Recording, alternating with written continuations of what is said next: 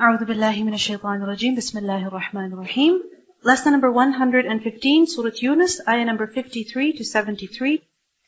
وَيَسْتَنْبِئُونَكَ, and they ask information of you. يَسْتَنْبِئُونَكَ, big word. What's the root?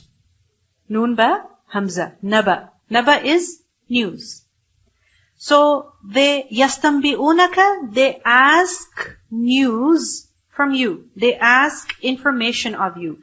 Meaning, they inquire about some naba, about some news. Which news? About the Day of Judgment. You inform them that the Day of Judgment is coming. So they ask you about it, inquire from you about it. What? That أَحَقٌّ, is it true? Huwa it? Is it really true? Is it really going to happen? When is it that somebody tells you about something and then you ask them, is it true? Is it going to happen? Really? When do you ask them? Okay, when it's something unbelievable. Okay? When you have doubt about it, when you are shocked about it, that seriously? It's like somebody tells you so-and-so is coming. And then you're like, okay, but, and then you go ask somebody else, are they really coming? Are they actually coming? Because in your heart you kind of want them to come, but you don't want them to come, and you're just confused. You don't know how to react. You're confused. So likewise, the people of Makkah, those who disbelieved, it made sense to them that yes, the Day of Judgment should come. Justice should be established. I mean, this world is not perfect. There's got to be somewhere where we can fulfill our desires. I mean, logically it made sense to them. But it wasn't something that they were taught from before.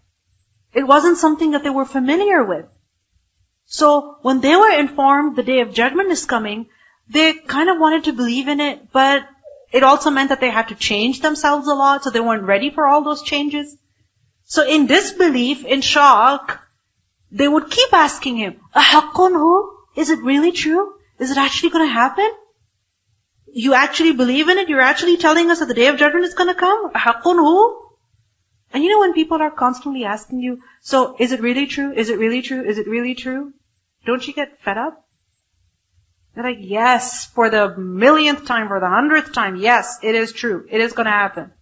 So the Prophet ﷺ is told to say, قُلْ, say, E means yes.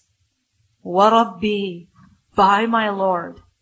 Tell them, yes, by my Lord, by Allah. إِنَّهُ لَحَقٌّ, indeed, it is the truth. It is surely true. It is definitely going to come. And when it comes, whether you're ready or not, whether you believe in it or not, whether you prepare for it or not, وَمَا أَنْتُمْ بِمُعْجِزِينَ, and you are not at all ones to cause failure.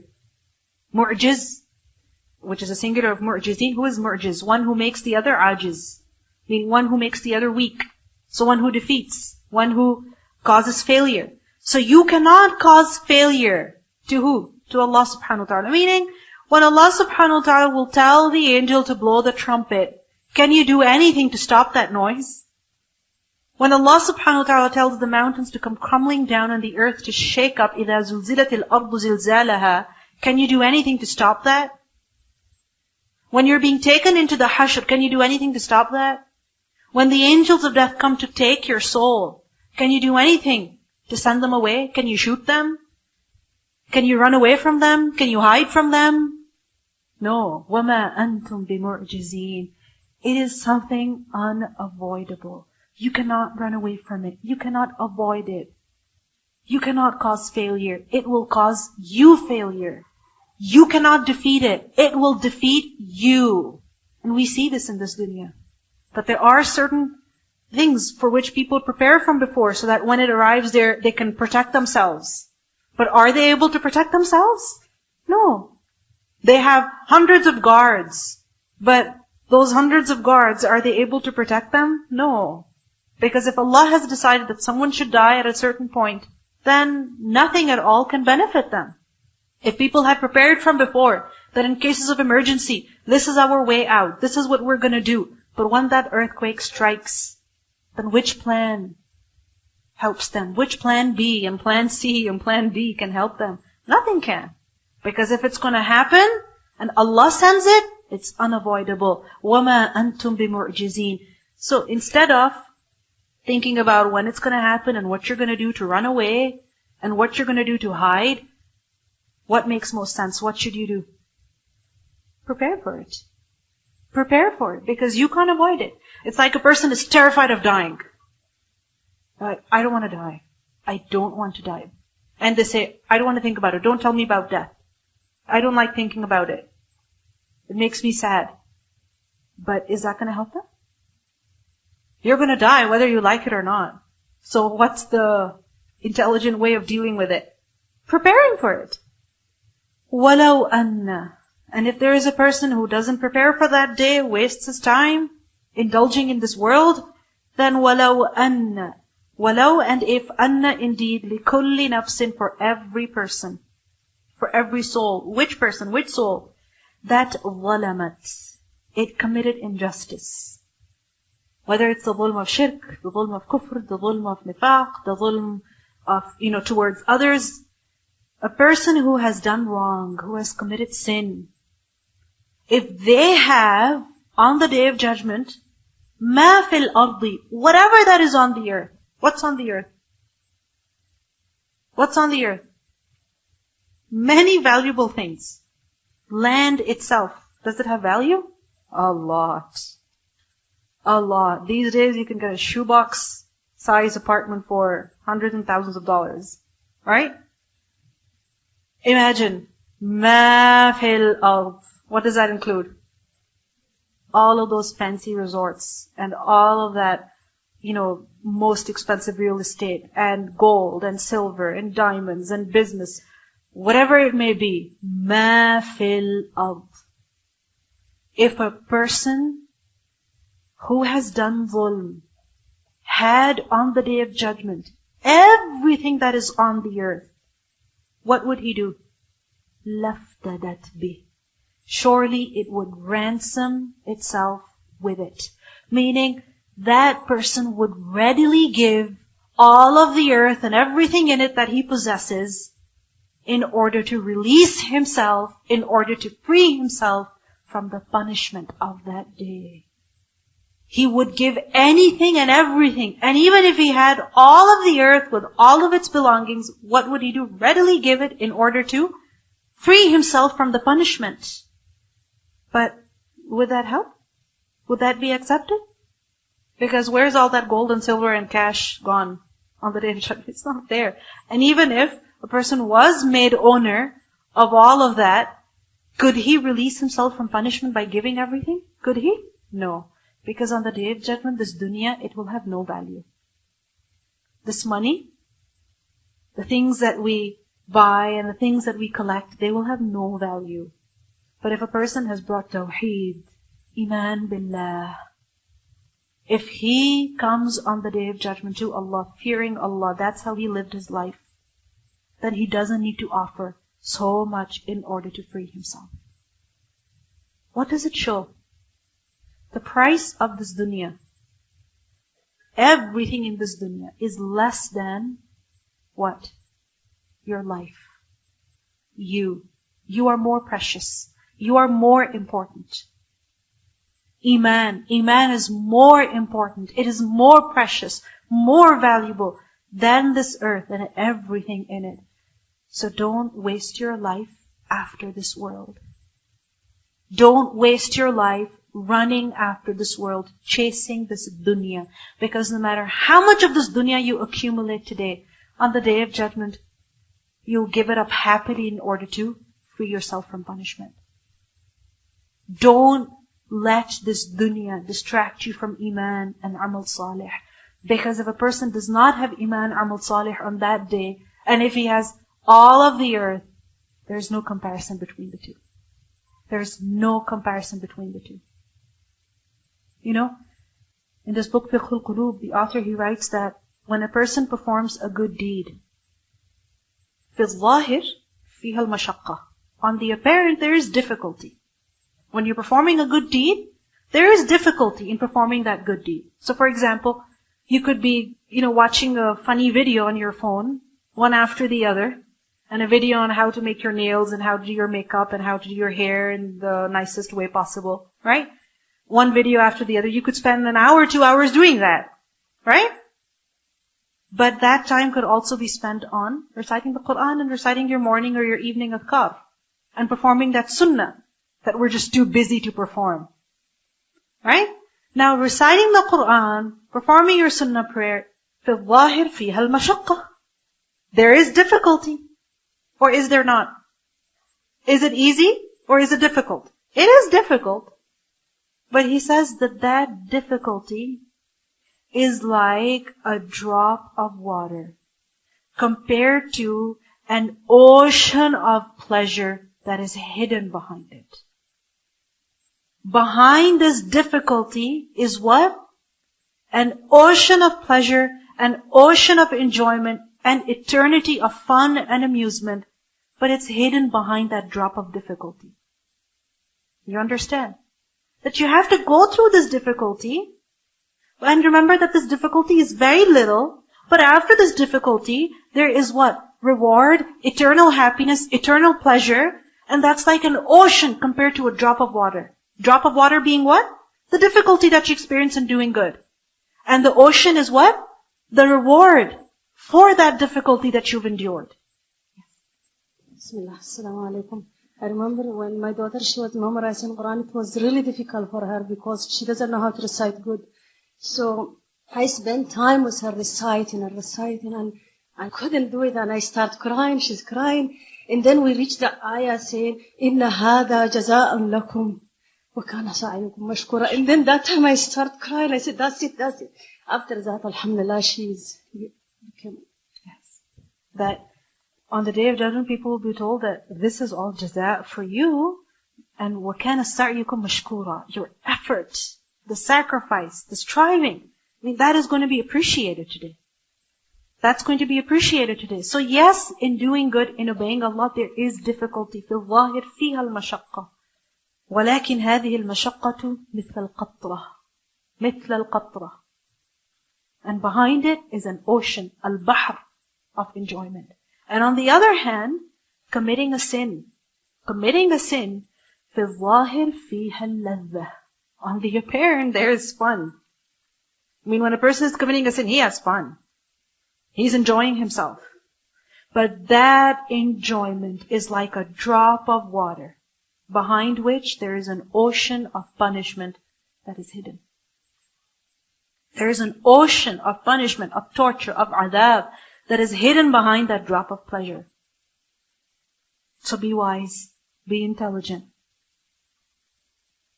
and make the right decision. Because if on the Day of Judgment, a person had this entire earth with all of its goodies and valuables, and if he wanted to give it all in order to save himself from punishment, he will not have that option that day. It's too late.